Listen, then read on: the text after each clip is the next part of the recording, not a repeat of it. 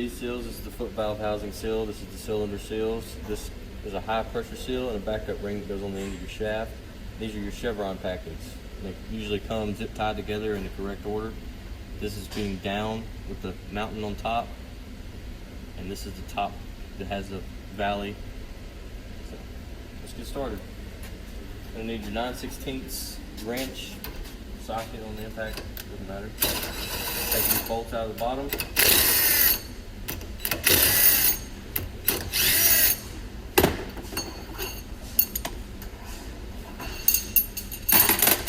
And to replace your Chevron seals, you're going to want to remove the shaft and head. Oh, just pull your shaft straight out of there, just like that. And this adjusting nut, you take this adjusting nut off. You're going to want to get these seals out of there, the old ones. And to put your new ones in, start with the bottom. It's got the mountain on top, flat on bottom. Go ahead and drop that in there. Get you some grease. This is the grease I use.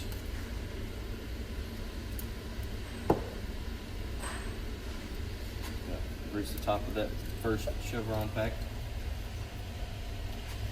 And the next one you're going to get is a clear Chevron packing. Goes in on top. The heel facing up. You're going to grease each individual seal as you put them in. Next is your white.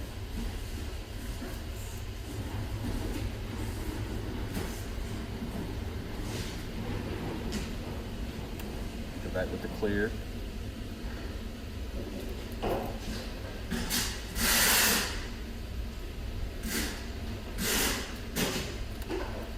And your white. Just remember to grease each individual seal. Last is your flat on top, valley on the bottom. It should sit flush with that groove inside there. We usually take a little bit of anti-seize, especially for the A-side pumps, to put anti-seize on the threads, just in case you have to take it off later. And that's it for your Chevron package. You can just grease this back up.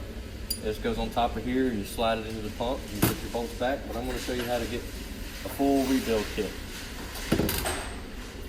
Take the bottom off your pump. You should have a little washer, an O-ring around it. You don't have to take this out. You can leave that in. And you're going to replace your foot valve housing O-ring, which is the thicker of the three. I'm going to grease that up.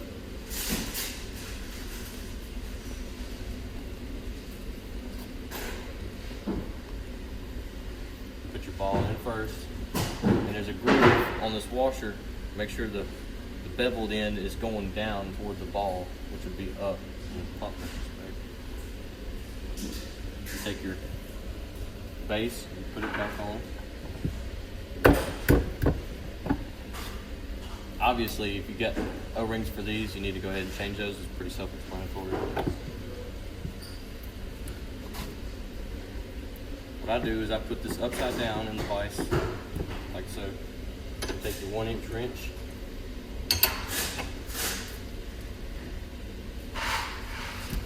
Go ahead. It's got blue Loctite on it. You want to put it back with blue Loctite.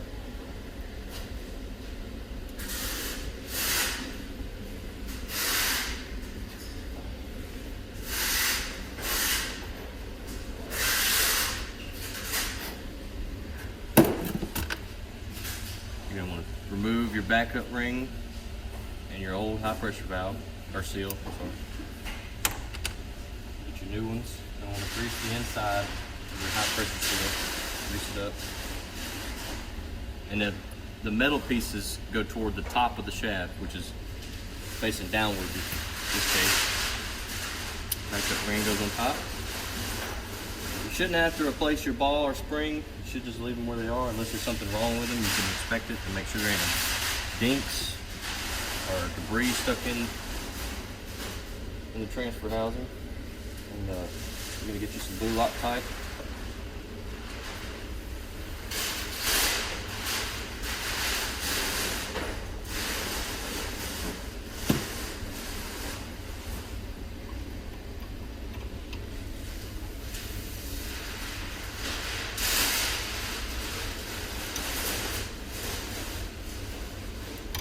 sure not to cross thread it like this one's trying to do.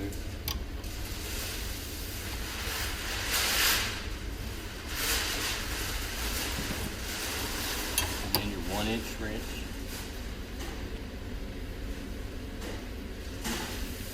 Don't want to get it overly tight, just a little fast snug.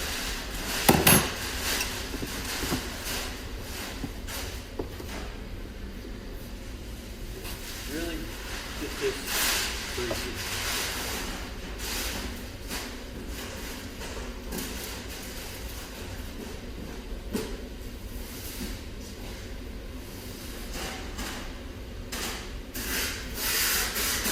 Put your little grease on the top, just enough to get it wet.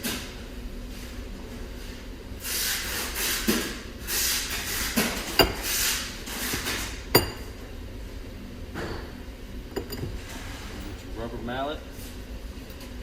Just tap that on there, get it started. We're going to hit the top of the shaft.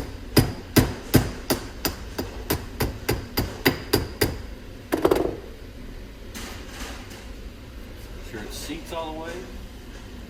What I do is I usually flip it just like this. Boom. Drop the bolts in.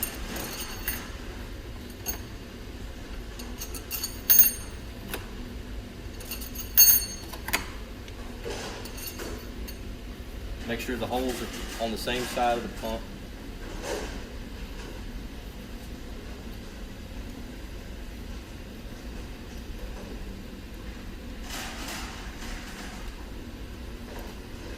Take 9/16. Tighten it just like a tire.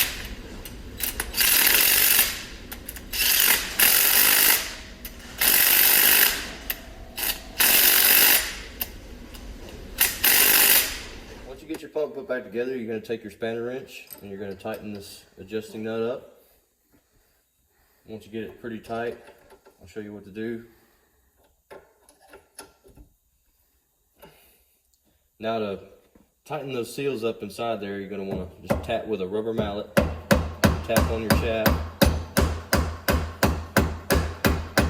What you're doing is you're compressing the seals inside the Chevron adjusting nut.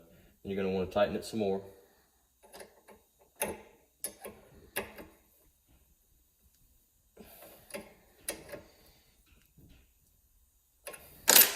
just do it one more time.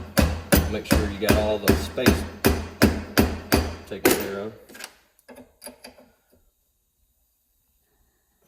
And you should be ready to install it to your machine. And once it's upright position on your machine, make sure you put some throat seal, pump lube inside here. And after 50 strokes or so, just go back and make sure that's tight again. And you should be good to go.